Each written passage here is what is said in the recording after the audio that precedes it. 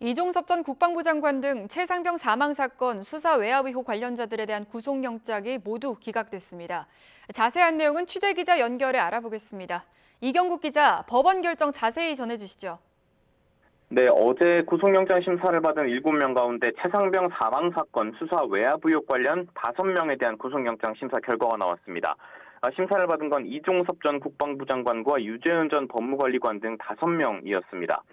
법원은 이들 5명에 대한 구속영장을 모두 기각했습니다. 재판부는 기본적인 사실관계는 어느 정도 소명이 되지만 주요 혐의와 관련해서 법리적인 면에서 다툴 여지가 있다고 판단을 했고요. 재판 과정에서 충분한 공방과 심리를 거쳐서 책임 유무나 정도를 결정하는 게 타당해 보인다고 판단했습니다.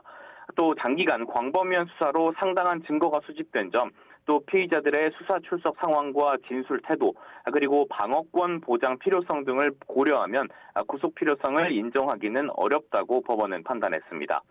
이에 따라서 서울구치소에서 결과를 기다리던 이종섭 전 장관 등 피의자들은 곧 귀가할 것으로 보입니다.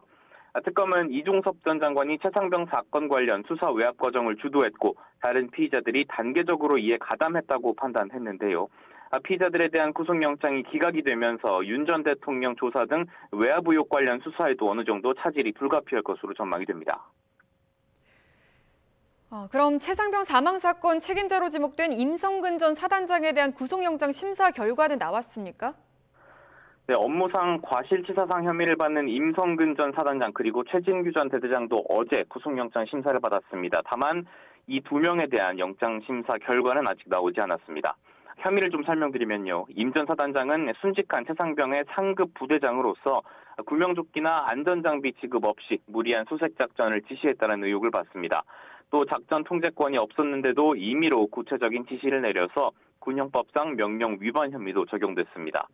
특검은 최 전 대대장 역시 수색 현장 지휘관으로서 수중수색으로 오인할 수 있는 지시를 당시에 내렸었다고 판단했습니다. 수사 외압 의혹 관련자들 영장이 일제히 기각된 가운데 법원이 최상병 사망 사건 책임자들에 대해서는 어떤 결정을 내릴지 주목됩니다. 지금까지 사회부에서 전해드렸습니다.